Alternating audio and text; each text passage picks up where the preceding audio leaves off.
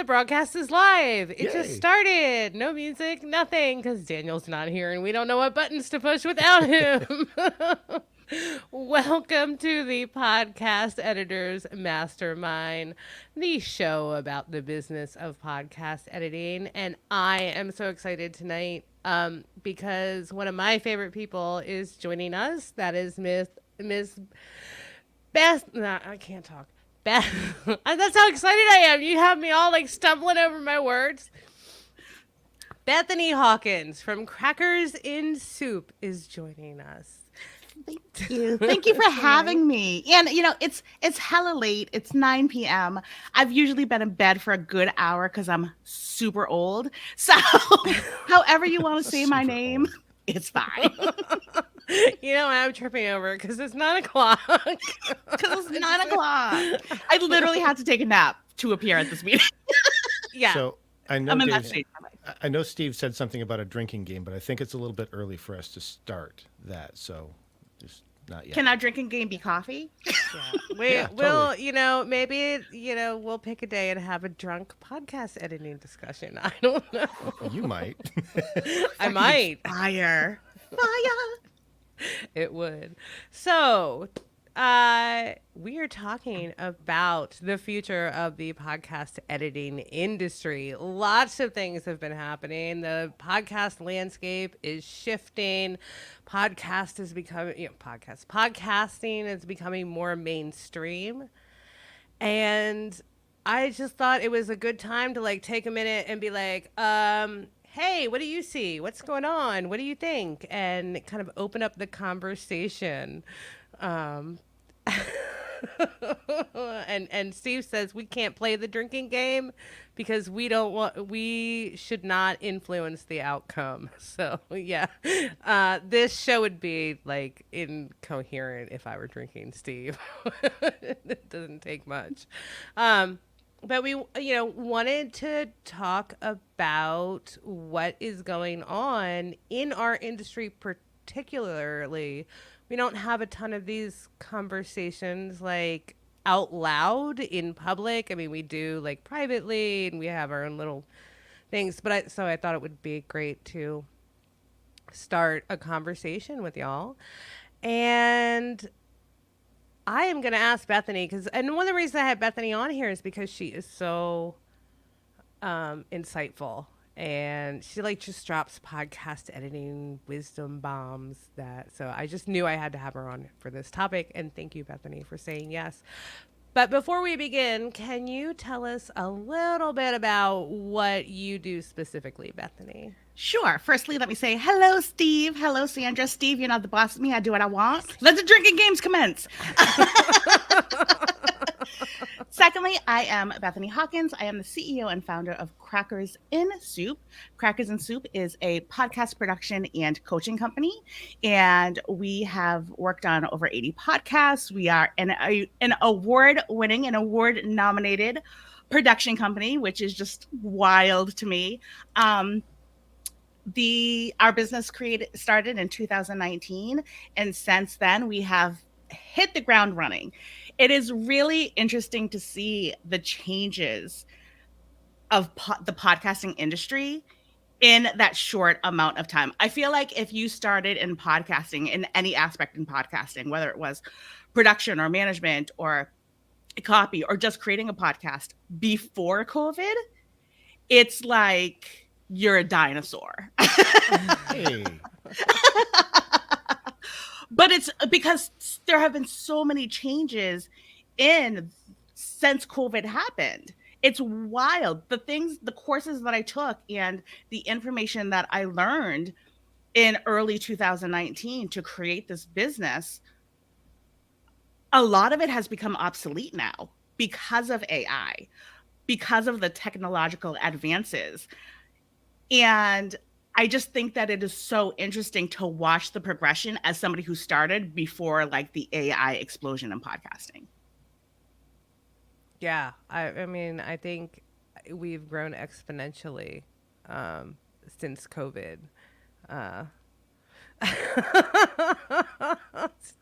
Steve says, #woo. I almost had to take a drink and whatever. We're lucky I can talk. Anyway, so I wanted to ask y'all, what specifically have you seen recently as kind of an emerging trend? How about you, Bethany? So, with the explosion of YouTube creating podcasts, I have Wait, seen did a you lot. just say YouTube creating podcasts? YouTube creating podcasts. I'm sorry, Now that's that fake news. now that YouTube is saying, we're a podcast hosting station, I see a lot of what I consider soft editing. And if people are going to be using the audio from editing, they're now at a point where they are not taking the time to do all of the audio enhancements that your listener really deserves. So taking out those long pauses, taking out the incessant filler words, normalizing the audio so that you're not blasting their ears out. Or even the little things that Steve actually often talks about, like making sure that your microphone is working, making sure that your microphone is in here, making sure that you have plug-in headphones. They're not taking the time and opportunity to do things like that. They're just making sure that their surrounding is pretty because it's going to be loaded up on video. And then they're not understanding why they're not getting the downloads from the audio because you're not doing your due diligence when it comes to the audio. So I like to consider it soft editing. I'm not going to use the lazy word. But I feel like it's a disservice if you are going to be calling yourself a podcaster and not clean up the audio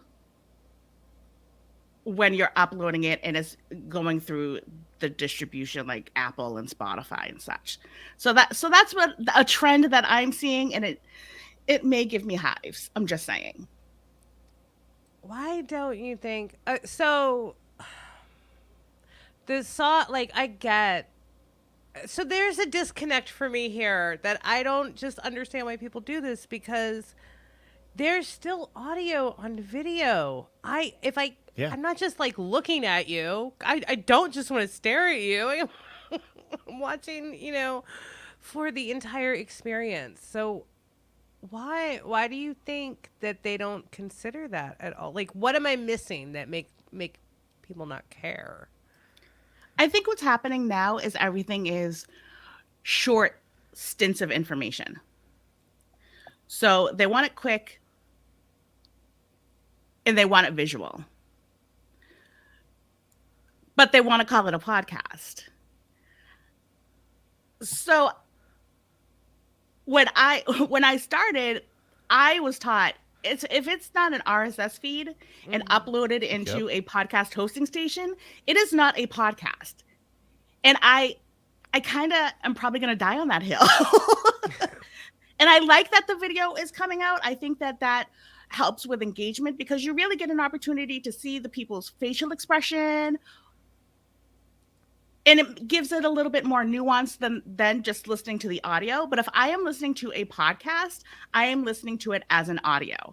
So please make your audio good, if not great. Well, even so will work. I will take comfortable. Because I have a shortage and I get I get moved all around. So if there's somebody who's consistently having noises in the background, like a dog barking or like a garbage truck happening, and that's not taken out, I'm immediately distracted by that. And I've missed a good 5 minutes of what you were talking about. Oh, I'll just turn it off. Yeah. Yeah. So I think, this is just my perspective, I think there's really two things going on. One, I think we've gotten the consistent message that audiences don't care. And so if you come from the world of lean manufacturing or value-based pricing or something like that, a thing that you do that somebody won't pay for is waste. So why would I waste my time if my audience, as somebody told me, doesn't care? And I think there's, alongside that, there's maybe a little bit of a lack of pride that says, well, if it's good enough for my audience, then I shouldn't care. It doesn't represent me. But in my view, and I could be wrong, the best the best channels on YouTube are edited. The most popular channels on YouTube, even if they're blathering idiots, are edited, and they are strategic, and they are done well. The best podcasts are done well. If we want to live in a world where Garth, what was that show, that movie back in the 90s? Wayne's World, where two guys living in a basement make a stupid show with really low production quality. Like, we're gonna look back 5 years from now, and I don't want to play the fear card, but we're gonna look back 5 years from now and say, oh, it's just the big money that came into podcasting that ruined everything. No, it's that you didn't care enough about your craft to defend your ability to do something well. This isn't about defending my turf. This is about saying, I care enough to make something that I'm proud of, that the people that listen to will enjoy and be pleased by. And I care enough to take out all the garbage before I invite people into my house and ask them to sit down for an hour with me. Yeah. I'll shut up. No, I think that's a good point. Now, I'm just thinking about the irony as I'm sitting here, like I forgot to turn the air conditioner off, and my dad is calling on the intercom. So, this is, But that won't be in the final. Right. Well, I don't know. That Alejandro's good though. So, no, but I have noticed. Okay, so I kind of love TikTok. All right, I'm not gonna lie. I love it, and I love it for two reasons. I love it because there are some really brilliant content creators on there, and great, interesting content. But also because you can see the rise of somebody who does take the time to create good content.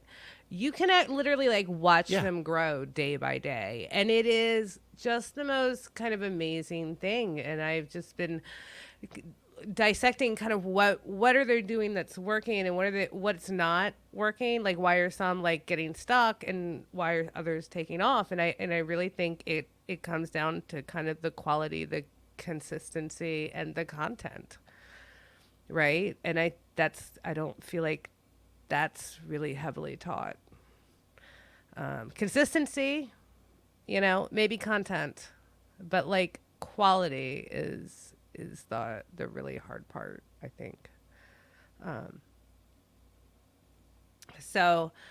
I think that's all played out now. No, I'm kidding. No, because I could go on and on about TikTok. I find it really fascinating. Jesse McCune says the longer the content is, the more important quality becomes. Absolutely.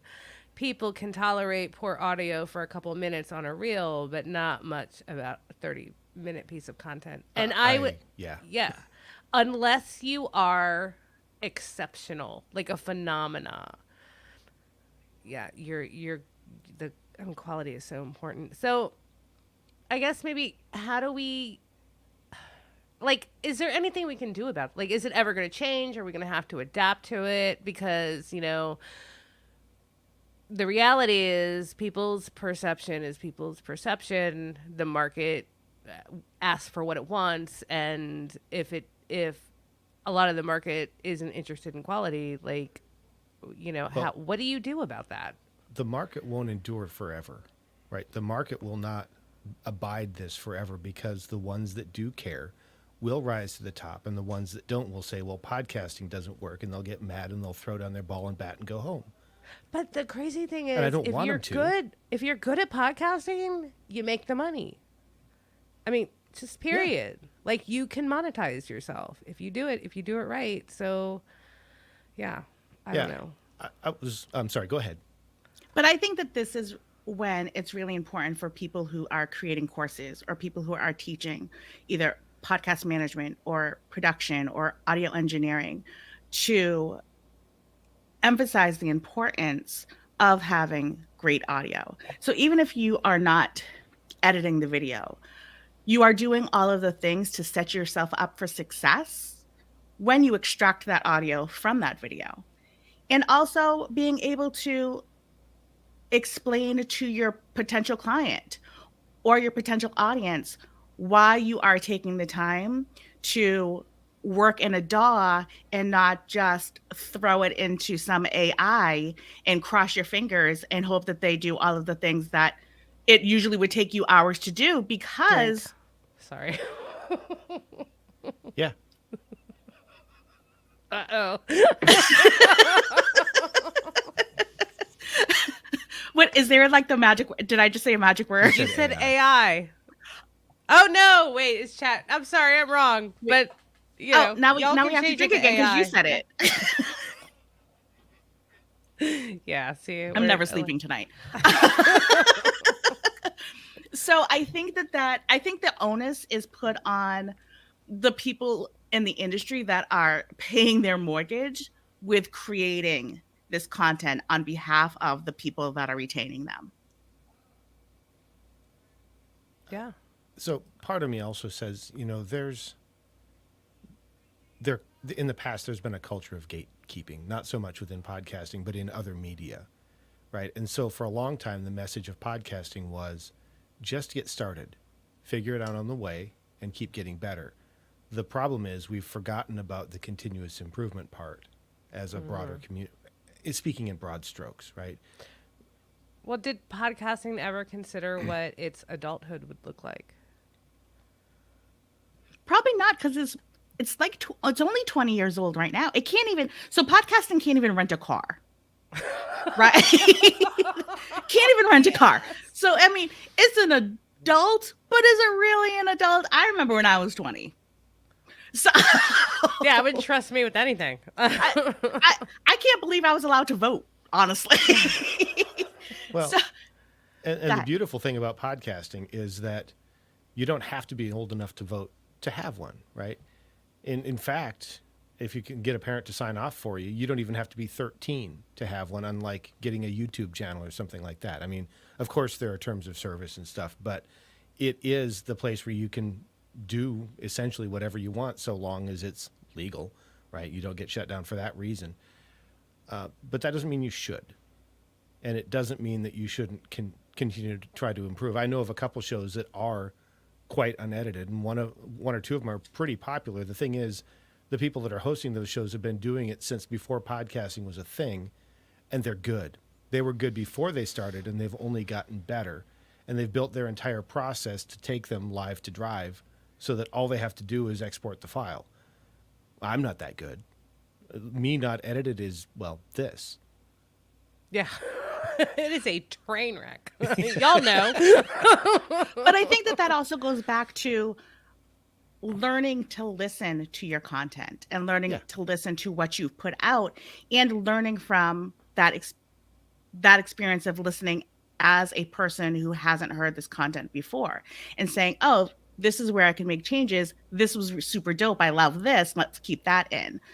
And when I talk to my clients, I let them know the first season is usually 12 episodes. We usually do the first season for 12 episodes. That season is for learning. If you are not going back and listening to your episodes, as soon as they are published, not only are you helping your download numbers, but you should be taking just mental note. I say like too much. I pause significantly. I'm not taking an opportunity to think about what I'm going to say before I verbalize it. Those little nuances are going to help you in the long editing process if eventually you want to take control of your podcast and do everything yourself. And I would argue that a lot of us, before we started editing for other people, we were listening to our content. We were critiquing ourselves. We were like, oh my God, I said, again. And I'm going to work on that. Like, you made that commitment because you were like, if I can shave an hour off of editing, I'll be thrilled. And that's the same kind of, or that's the exact thing that we are wanting to relieve our clients from, as a, that late laborious editing part they don't like, that they obviously aren't doing. So does that mean that, maybe the customers will not want editors quite as much because they're not, or the podcasters aren't going to need editors quite as much because they're just throwing it on YouTube? And then if they do have an editor, then are they going to want a video editor, for instance? Like, should we all be learning like DaVinci Resolve or Adobe Premiere? I mean, what is, because those two things, like audio is not going away, but neither is video. And if a person can, or if a content creator or anybody can just make them all together and like just divide up the, whatever, distribute it. Do we need to learn those skills? I do not offer video services because I'm not good at it. And I'm not going to have somebody pay me for something that I am not good at. Like, don't waste your money on me. And I don't want to edit videos. No, I don't either. I have no desire. And I think knowing who you are and what you want and what services you want to provide, where is your zone of genius? Where do you thrive? Where do you want to learn to be better? I think those are the services that you should offer. And I think that people get, thank you, Steve. I think that people get very caught up in what is the quickest way to make a buck now. Instead of saying, where am I going to take the time and energy to invest in my craft so that I can make my craft better, even if it's not the end thing now? Because everything has a season and everything circles back. So all of these people that are abandoning audio editing to do video editing only, what happens when the video party ends? Where are all of those audio people going to be? They're going to switch back? I just have the time nor the energy to want to offer that as a service. And there are people that do, and I'm like, go Queens, I'll refer you to them. Right? And I'm going to need to start building a list, though. And here's my, let me give you my affiliate link. And enjoy them. But I think that you really have to tap into you and what your zone of genius is and what you want to be in this podcasting world. Well, I also noticed, so, that's there's a motorcycle. Sorry, I'm right on the corner. It is like, there's an amusement park down the street. It's fun. What was I going to say? So does this, as podcasting and as businesses and other media, like traditional media starts to really realize the value of not only the audio, but, the long and short form video, they are wanting to come in and do what they do and like put their money in, dominate the space, and use it to make oodles and oodles of money for themselves. I think probably that, on the flip side, there will be more kind of corporate network production house jobs opening up. And this kind of leads into the trend I was noticing, which was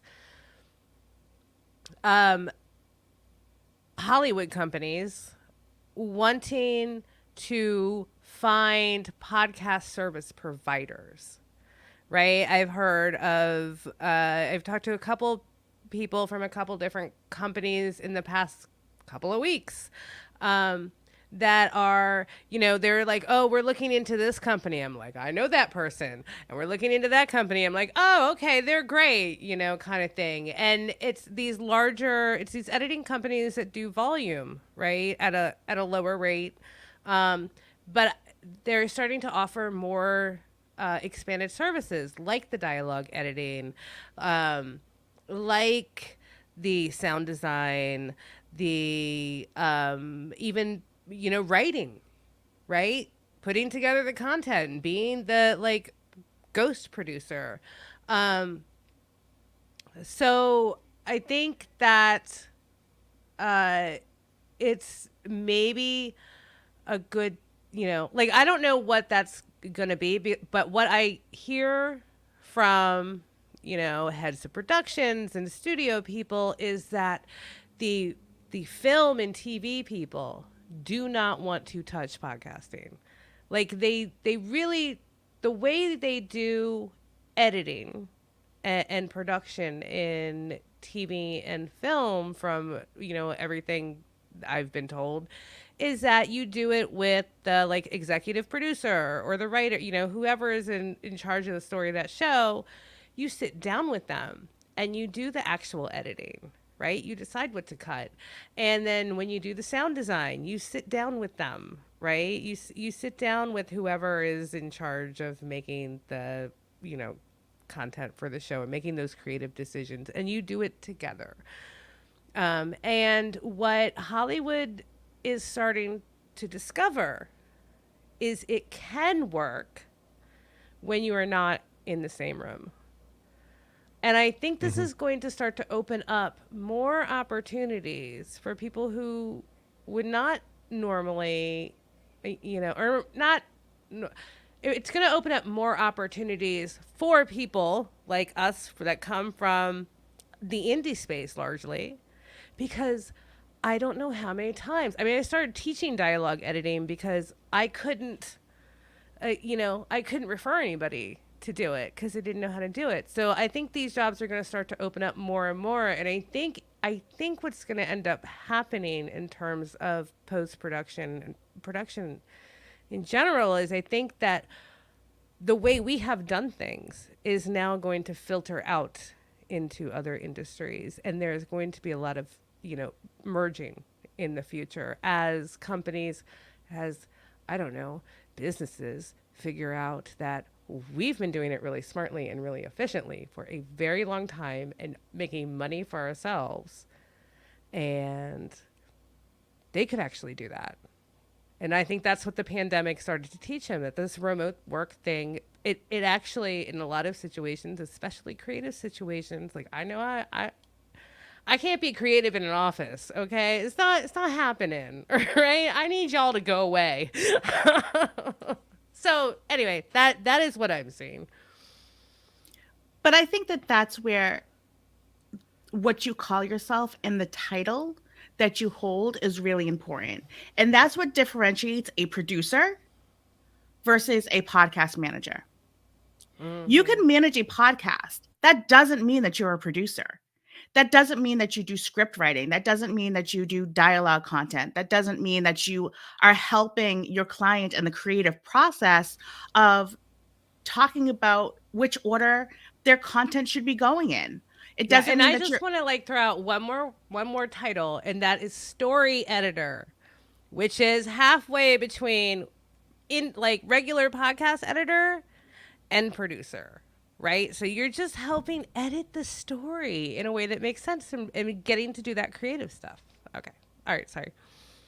And I think that because podcasting isn't something that you can go to college and get a certification or a degree, there is this opportunity to label yourself as something that you're kind of not, because you haven't had that experience yet.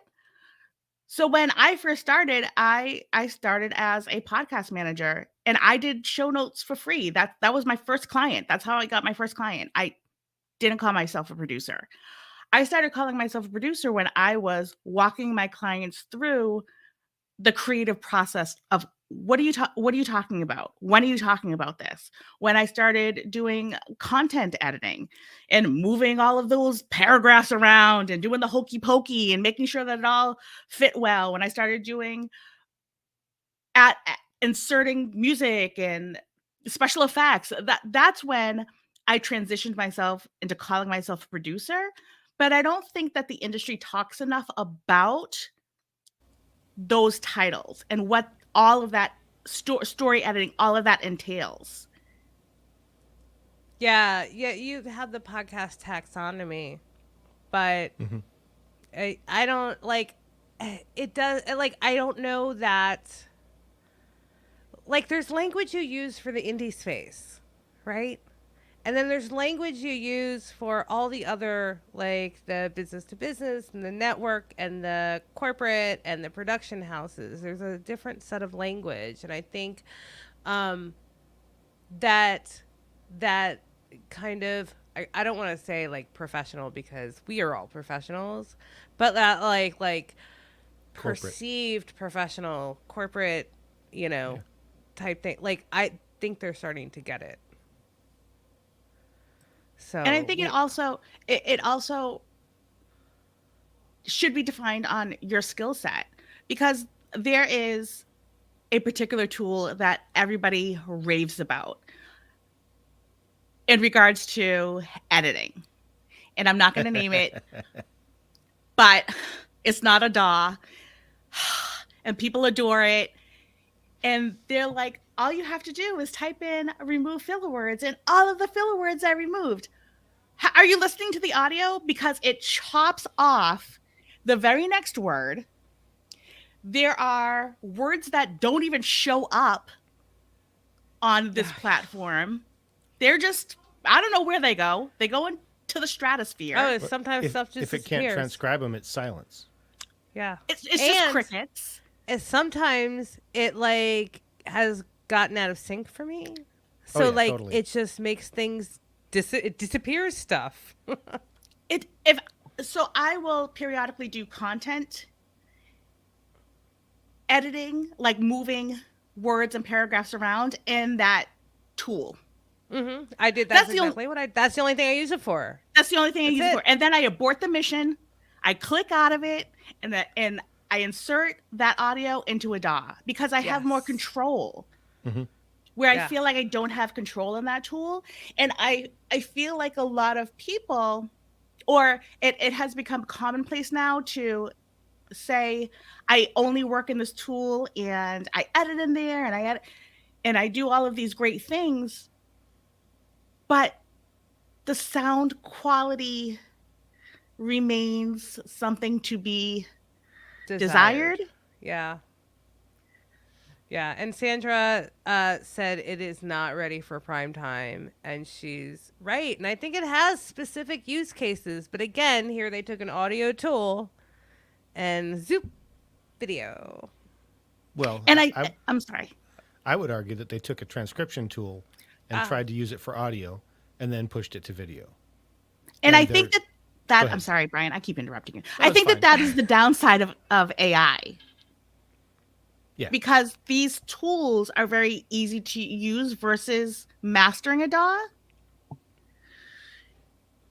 And because podcasting is so popular and people need assistance in it, it's something that you can utilize quickly and charge well for it. So that's where I feel like AI is a little bit of a downfall in taking kind of the easy way out for using some of these tools and mechanisms that people are just bragging about. And that tool isn't cheap. It's just No. as expensive as like Pro Tools or Audition. you know, or Audition, right? And it's actually I pay less for Audition. So but I will say, like, first of all, anybody who wants to like help building, like if there's a developer out there wanting to build the next competitor and wants to make a really good tool, you know, come see us, right? Yes. We will give you, because we understand that this tool that like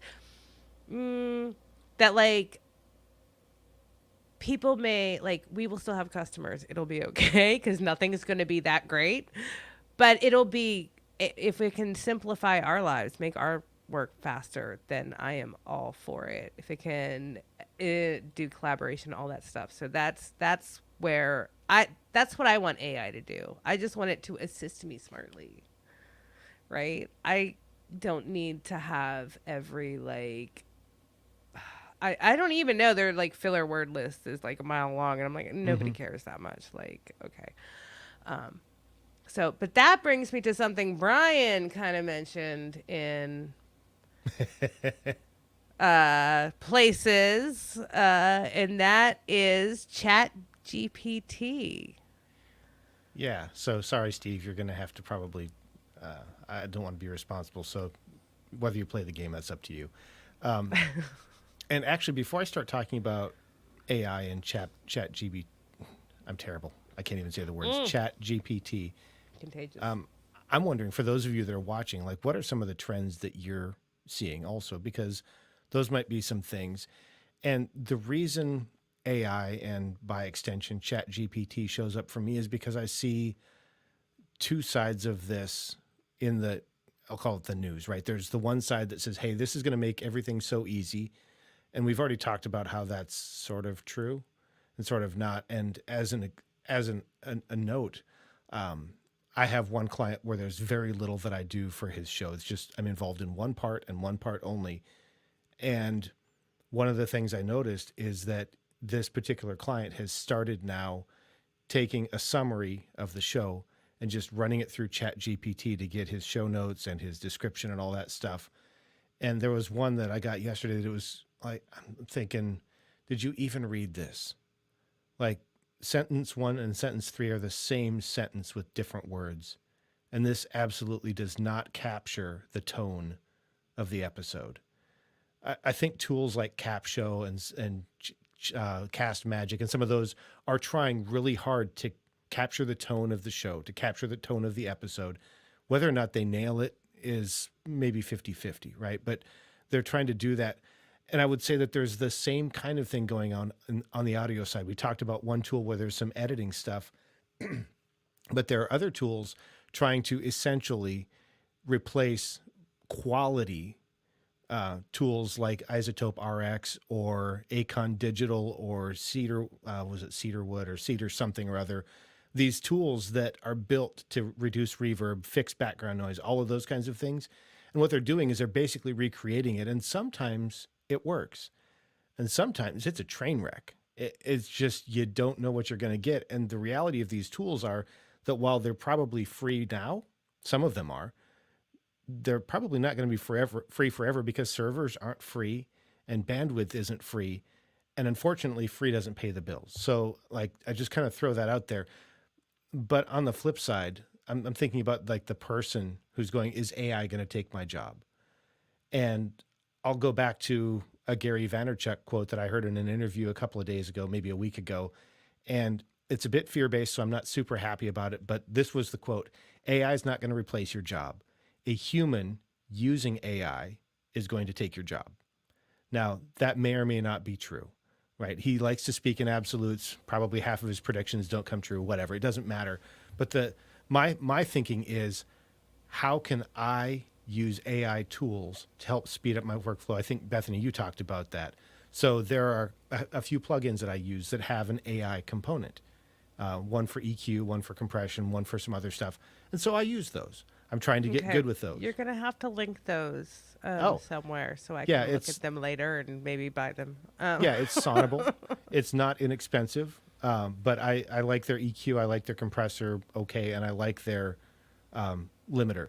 I don't use them on everything. Sometimes they're not the right tool for the job. And that's the thing. If you take your car to a mechanic's shop and he only has one wrench, he's not fixing your car. Right? Unless you need a 10 millimeter nut replaced. If that's the only thing he's got, he can't fix your job. So as professionals, we need to have different tools. We need to know what our tools can do well. Sometimes it's an AI tool that's maybe good at diagnostic and recommending something, which is what I use the EQ for, because sometimes it can find those resonances way faster than I could and fix them, right? So I would point that out. But then also just keep in mind, you need to be good with the tool. If you're watching this and you read the description of the event, that was literally me writing like 5 prompts in a row to Chat GPT describing what this episode was going to be about, and then say, Can you give me a description? Okay, well, can you make it better? Can you put it in an AIDA format? Like doing all of that kind of stuff. And when I got done, it was still a garbled mess. So, okay, I have to like share something about that. Okay, and this was like just very quick reactions to the post you made. Okay, for this live stream. And I saw it was like 5 paragraphs. Yeah. I was like, Brian didn't write this. I was like, Okay, and I skimmed to the bottom, and I was like, is this the live stream?" And then I saw you. It was Chat GPT, and I was like, "Wow, that's terrible." So I'm so sorry. I didn't actually read the description to her. To That's okay. this. I didn't either. I got like halfway through. I'm like, this is dumb. We might as well just make this an object lesson. So Yeah, and that's why I rewrote. Or I wrote my own thing because usually I just copy what Brian says. The thing with Chat GPT is I find my clientele, part of the package of retaining us is we do their copy, we write their podcast description, we write their show notes. I can capture their voice because I have very different clients. I'm not drinking. No, I have, so I need to capture how they would share information in a very different way for each client that I'm working on their podcast. Chat GPT, I find, can't get the voice Mm-mm. because it's a very distinctive, individualized thing. And even I absolutely agree that AI is getting better faster, but I don't think that it will get to the point where it is able to pick up the nuances of that particular host. And that is what the listeners gravitate to. That is why the listeners are showing up. The copy is attracting the listener, but the host and or story is what's keeping the listener engaged. So it's important to use, I mean, I guess it's great to use AI and Chat GPT or the other, Happy Scribe or Temi or Cast Magic or Cast, because there's so many now, or Cap Show, to kind of give you a baseline, but you have to put in the work in making it sound either like yourself or the particular client that's paying you. Yeah. Hi, Brittany. I would agree, and so does Brittany. I think Jesse's point is where I'm heading. Right, you need somebody knowledgeable to pilot the tool and QC its output. More importantly, to fix stuff when it misses the mark. Right. So, go ahead. Sorry. So that app that will not be named that belongs to Kevin. That thing from SpongeBob. There are only a certain set of people that would get that. I get a lot of business from them, from people tired of the AI and the set like quality, and they come to me and like, will you edit my podcast because I hate this app. So I'm throwing that out there for anybody who's losing faith. So. And I think the other thing is, to build on what Jesse said, I'm fine with AI tools. I want to use them to help with the process. But I mean, I spent an hour yesterday rewriting a description that came from an AI tool, right? I used the tool for what it's good at, transcribing a lot of audio, summarizing it, and then giving me some ideas. And then I said, yeah, but no, not really. We're not going to find a way to use the guest's name in every single paragraph, right? But it's doing that for SEO, right? Isn't that what it's? It might be, but I'm not going to do that because in the end, I want people to find it. People that are looking for things, because eventually the keyword stuffing gets caught. Google tweaks the algorithm, and unfortunately, they have a lot more engineers that make a lot more money, and a single AI tool will never outsmart their ability to use their AI tools to go, yeah, no.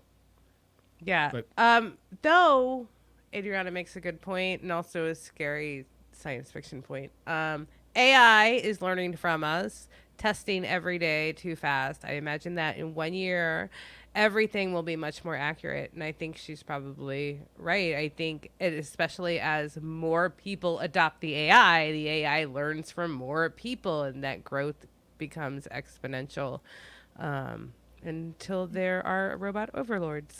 Can I just say something about that?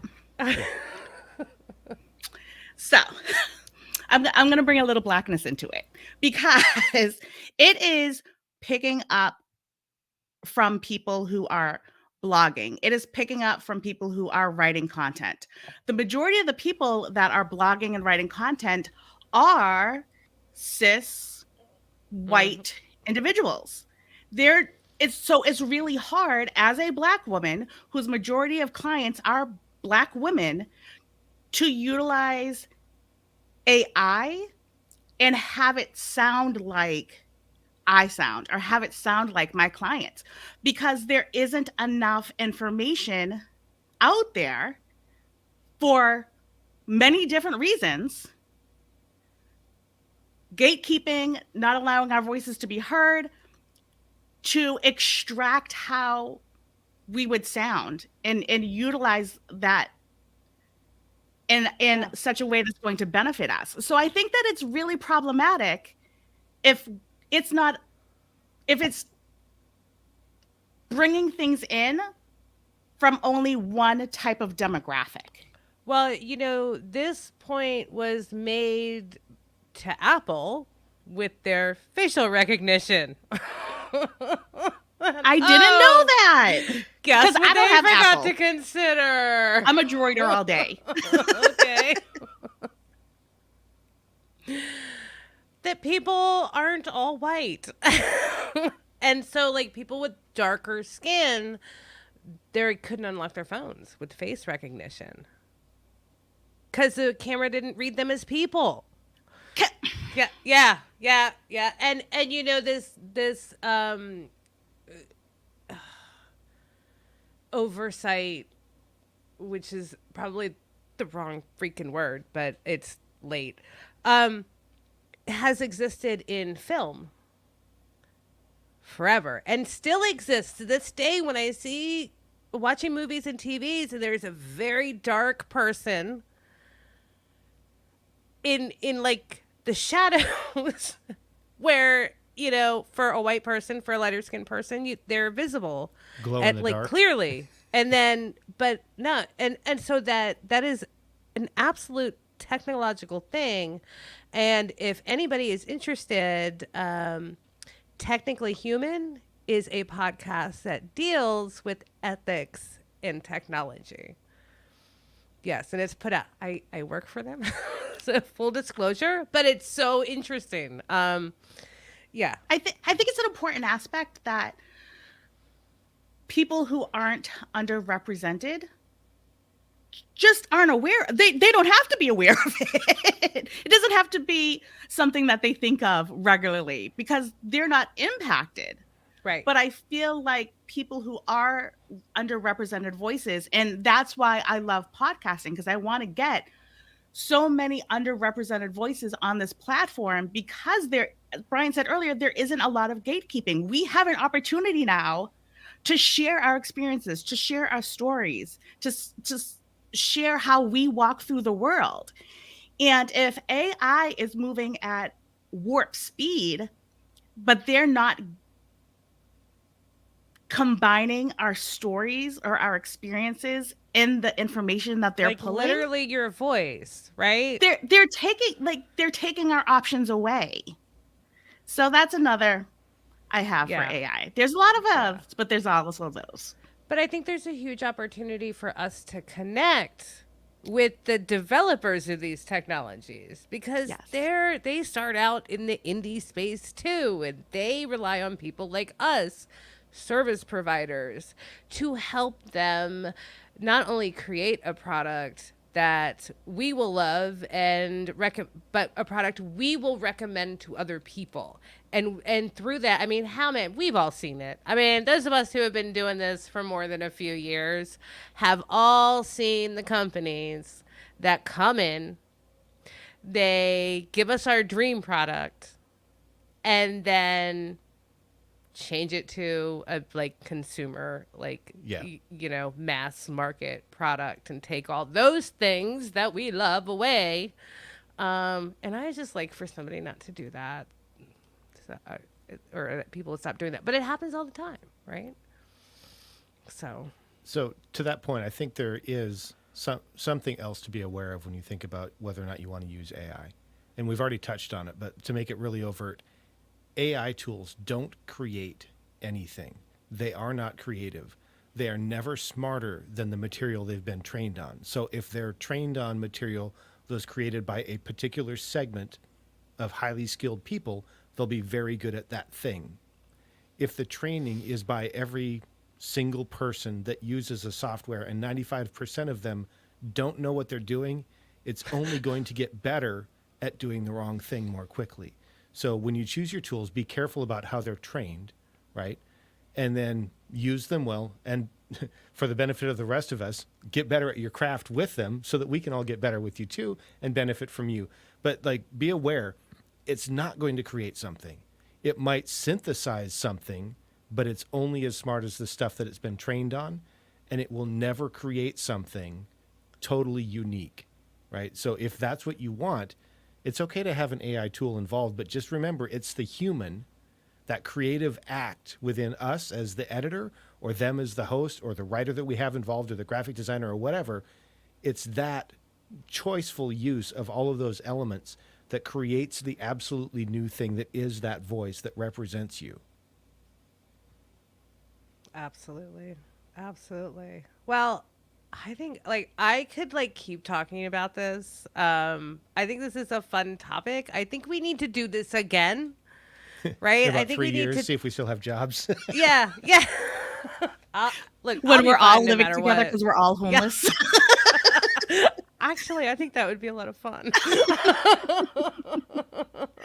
Yeah, I think we need to do a part 2. I think we need to get like Daniel and Jennifer's voice in this.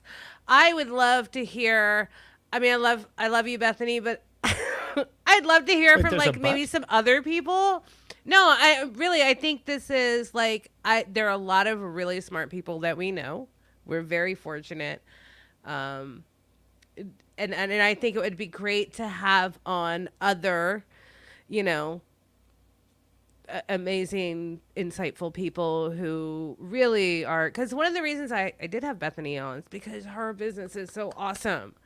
Like, I love the way Bethany does business. And I get to watch her grow and expand and test things and try things. And so and I ask her questions about podcasting in like insight. And she always gives me such really insightful answers. So I would like to bring on some more like thought leaders like Bethany in our industry. Because I think that maybe some of us should start calling ourselves like, I think podcast editing, I think us as an industry, and I'll stop here. I think we need to start like taking agency over the narrative of podcast editing. We shouldn't rely on, other like the other trades. I know, there are newsletters and things, but I think we need to start coming together a little bit more to have these conversations. Carrie, I would be really interested. One of my friends, Akila, she actually created an SEO tools. It's called SEO Assist. And, shameless plug for her just because I love her. But I think it's interesting. It would be interesting to have developers of tools on. Oh, yes. like people like her and like other people who are creating these tools. And actually, I think I like talked to. So I think one of the dudes from Cast Magic, it's one of the AI things. Like I just talked to because I talk to these people all the time, right? And oh yeah, okay. So we'll take that idea and run with it, and then we'll have just some more thought leaders on. And I like to get some like really diverse group. Anyway, I'm planning the show while we're thank Carrie's you. the new producer. Sorry. Thank you. Oh, no. Poddex question? Do we want to do a Poddex question? Do we have time? Yeah, we've got 6 minutes. Bethany, I need you to pick a number from 1 to 5. 4. 1, 2, 3. Oh, come on. You picked such an easy one. It's a softball. Give me a No, I'm softball. kidding. It's This late. is the John Lee Dubas question of the day, apparently. What's the best piece of advice you've ever been given?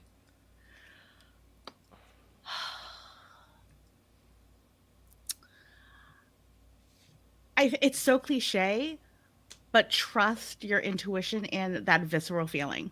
It's so cliche, but it's so true. Do you want me to pick another card? No. I'm going to go No. funny. The best piece of advice I ever received was don't eat the yellow snow. I knew it. It could be lemon. It could be a lemon slushy. You don't know. You try it and let me know. Never be Is the it first. worth finding out? So because this kind of relates to my best piece of advice that I have ever gotten is you get to decide. Oh, I love that. Nice. Yeah. So you get to decide. Yellow snow? Are you willing to take the risk? I'm not. But, if you are, that's cool. I live in Tennessee. There's no way I'm touching the yellow snow. Now I want to go funny. Okay. The best piece of advice that I saw was, I know that Ellen DeGeneres was canceled, but I love this quote. And she said, be yourself unless you're a serial killer.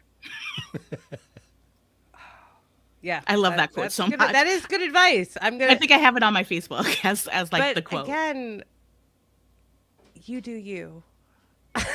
If you want to be the serial killer, be the best serial killer you can be. Don't go on the dating game trying to pick up Alejandra. women. That Okay. is like Well, I such guess a I'll go with a 70s. semi-serious one then. Stop hitting your brother. I'll quit it. That's Mark, if you're listening, I'm sorry. And you called him by his name. You called him out on his name. Well, Poor I'm the one who was Boopy. hitting him. I'm calling me out. Oh, okay. All right. What do we do at this point? I think we let people know what they can do if they want to be a guest on the show and join this bit of craziness, which would be go to podcasteditorsmastermind.com/be a guest. That will redirect you to a little form that you can fill out. And then we've actually got it figured out to where we actually get notifications if you're interested in being on the show, or if you have a question for us, if there's a topic you want us to cover. So like part 2 of AI and Chat GPT or something like that. You can do all that there.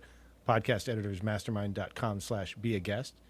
At some point, we probably need to give our names and let people know who wasn't able to join us. Oh, you know what? I didn't even introduce us. Well, I mean, those that are joining us live know where they can read, so it's there. I know, Just it's if horrible. We'll just throw if you it in caught later. A replay, we're sorry in advance. Yeah, At the end. yeah. No, I'll just intro us in later. But I do want to say just one more thing. You should subscribe to our newsletter to encourage me to purchase an upgraded subscription because we're only a few away from hitting our cap. Oh, I know. But I'm never going to do it unless I absolutely have to. So we need what, like 15 more? Is that right? It's something like that. Yeah. So if you've got extra email accounts, just make Carrie push us over to something that's not the free service that we've been using. It's not free. It's not free. That's the horrible thing. It's not free. We got to upgrade. Yeah, we need to talk about that. We need to get onto something free. Yeah. Yeah. Because there's no reason Carrie should have to cover that cost and then the rest of us think that it's free. No. Oh, I don't really. Because I want to be able to do the gifts and the. All right, this is where therapy starts and we end the episode, right, Carrie? Yes, it's been a long day. Thank you, Bethany Hawkins of Crackers and Soup, for joining us. You can find her at crackersandsoup.com. And Brian, Okay. go. Yeah, I'm Brian Etzminger. I've been here all night so far. You can find me at toptieraudio.com and mostly on Facebook because I'm old and all that stuff. Do you want me to do Who Wasn't Here? Yeah, I would Yeah, love that. so unable to join us was Jennifer Longworth of Bourbon Barrel Podcasting at bourbonbarrelpodcasting.com and on all of the socials. And Daniel Abendroth at rothmedia.audio was also unable to join us tonight. And you can find him on almost none of the socials. And above me on this side I'm Carrie Caulfield Eric. You can find me at carrie.land and also hiding in my room, just editing away. Oh my gosh. Do all the things, subscribe and stuff, and we'll see you, later. Thank you so much for having me. You're welcome. Thank you, Bethany. Bye. Bye. I think I reached my limit to be awake.